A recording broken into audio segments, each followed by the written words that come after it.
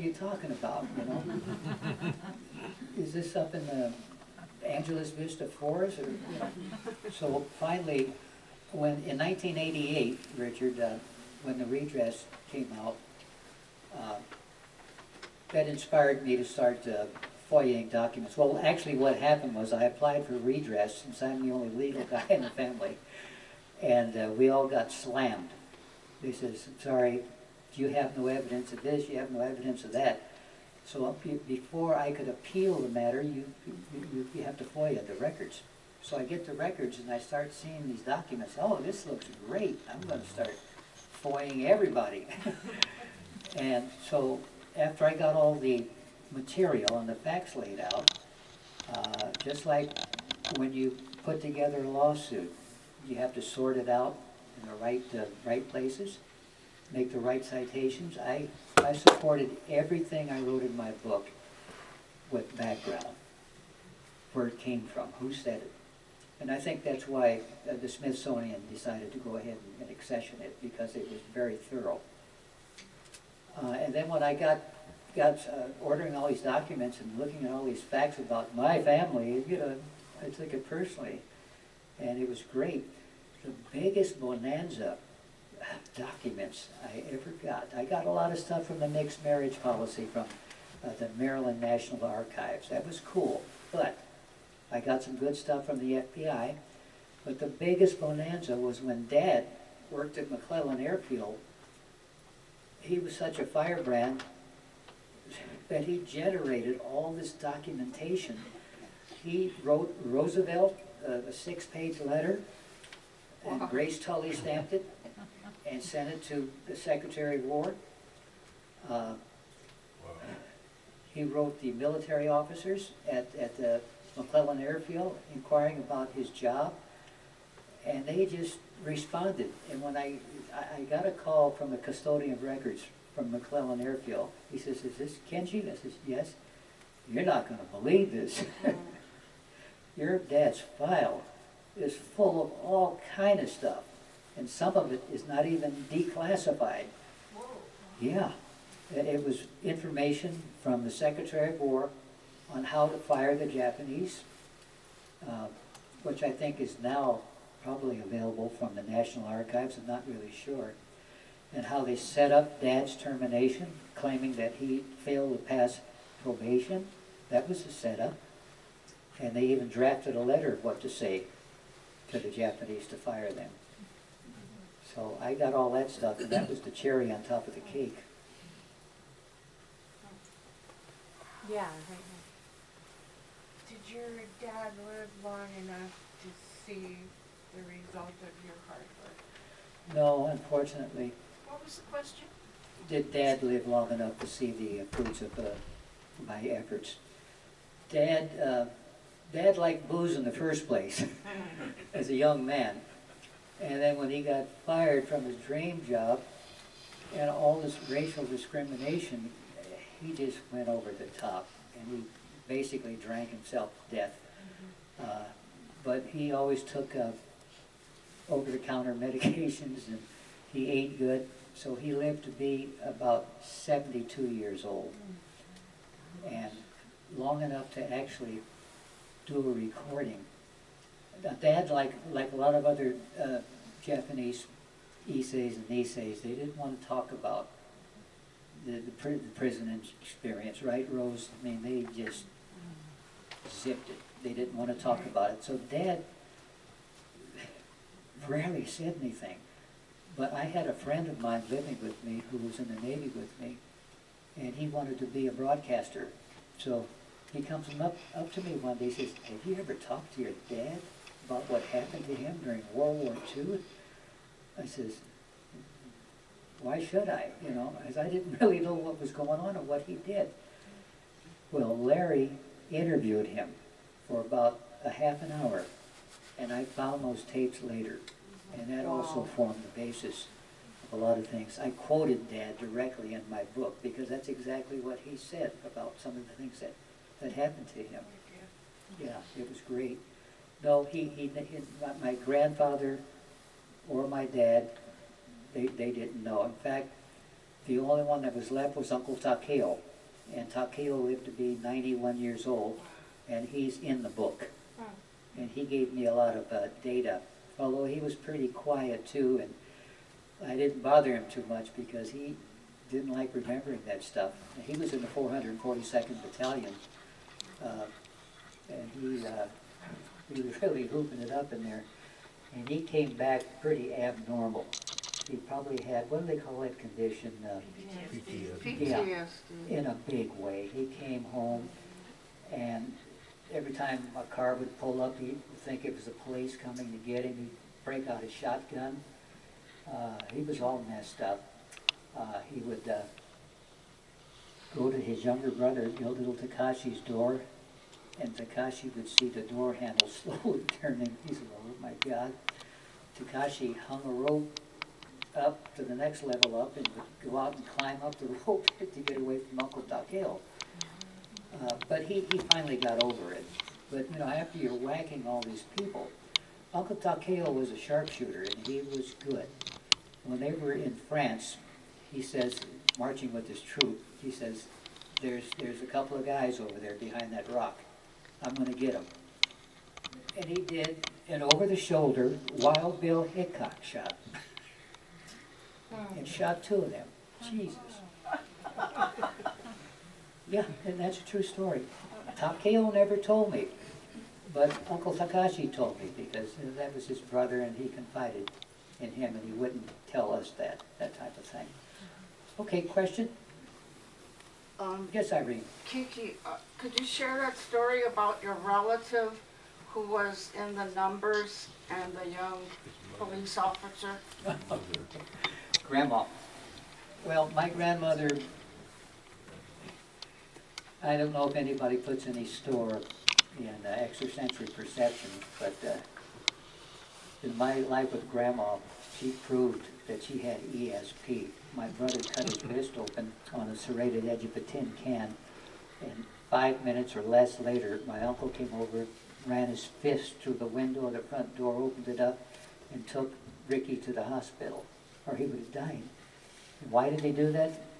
Grandma, she says, go over there right now. Something's going on.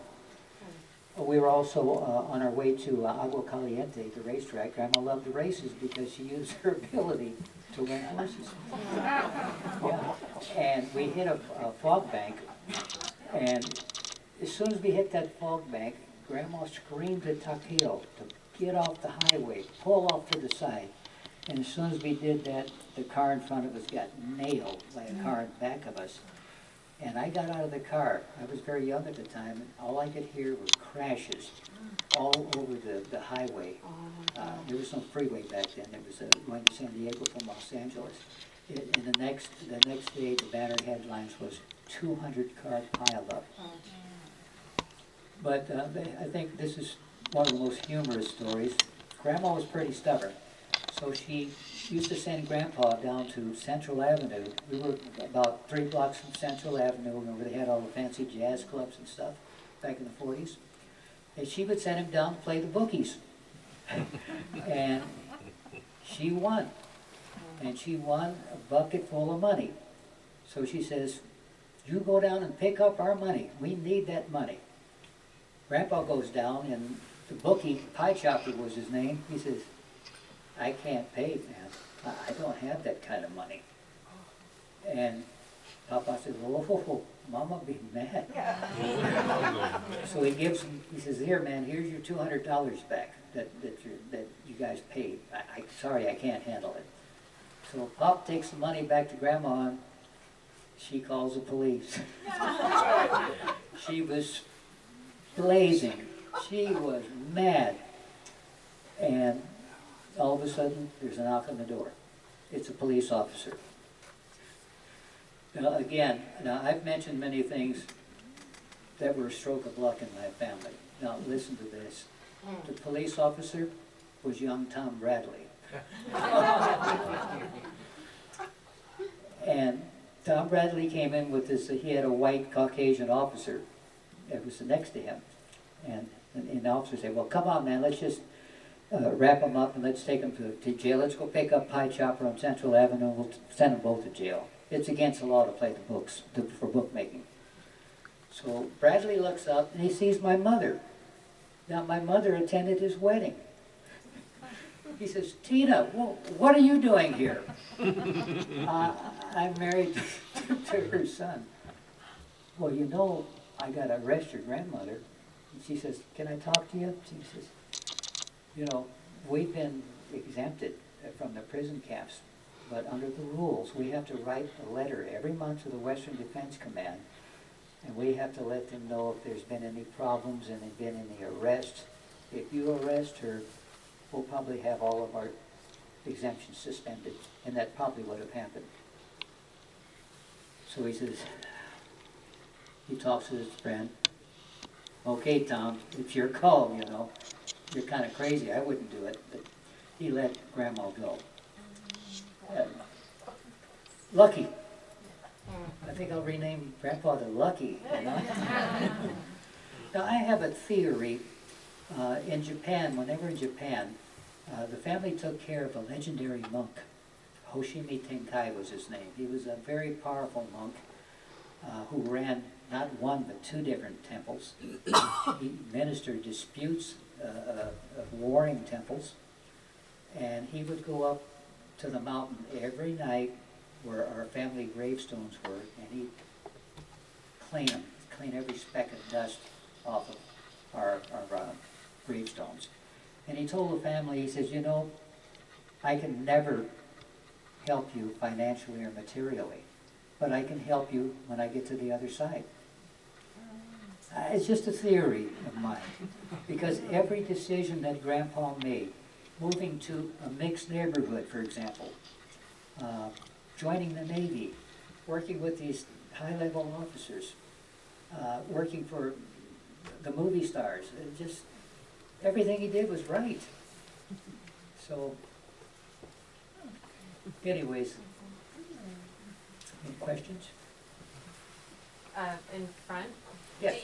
Does your family still have your family home in East Los Angeles? That home is still standing. Wow. And I'm so disappointed because they tore down the house and back, but the two-story house is still there. And I wanted to make it a historic landmark.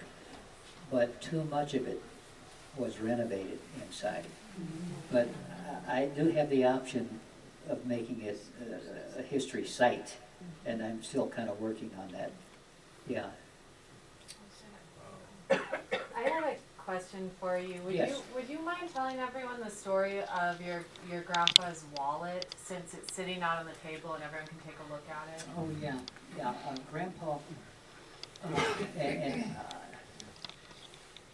well, he wanted to make sure, because he was Japanese, that as he was walking down the street or something, if somebody stopped him, now the police department knew that we were exempted. They're the only ones around that knew that we were exempted. They had to know, so they wouldn't make any arrests. But some rookie could stop Grandpa and throw him in the clink.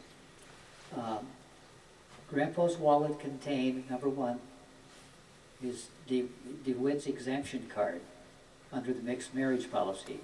Number two, it contained U.S. Attorney William Fleet Palmer's exemption notice. Number three, it contained Paul R. Taylor's, the Provost Marshal General. That's a heavy hitter. It had his exemption paper. He had his naturalization paper rolled up and inside of his wallet, and his Navy ID. So he wanted to make sure that he could prove, yeah, I'm Japanese, but all those rules and regulations, they don't apply to me. And here it is in writing on the exemption card. And you can turn the exemption card over there and you can see it. I took out his naturalization papers because they were getting pretty wrinkly, carrying them in his wallet, my God, since probably the 1940s when the war broke out. Wow. Yeah, he wasn't going to get caught unprepared. Do we have any other questions before we head out for some refreshments and a book signing? Happy to answer. Oh, there's one more question and then we're going to head out. Not so much a question, more punctuation. You mentioned Los Angeles Mayor Fletcher Bowen Yes. here in the forties.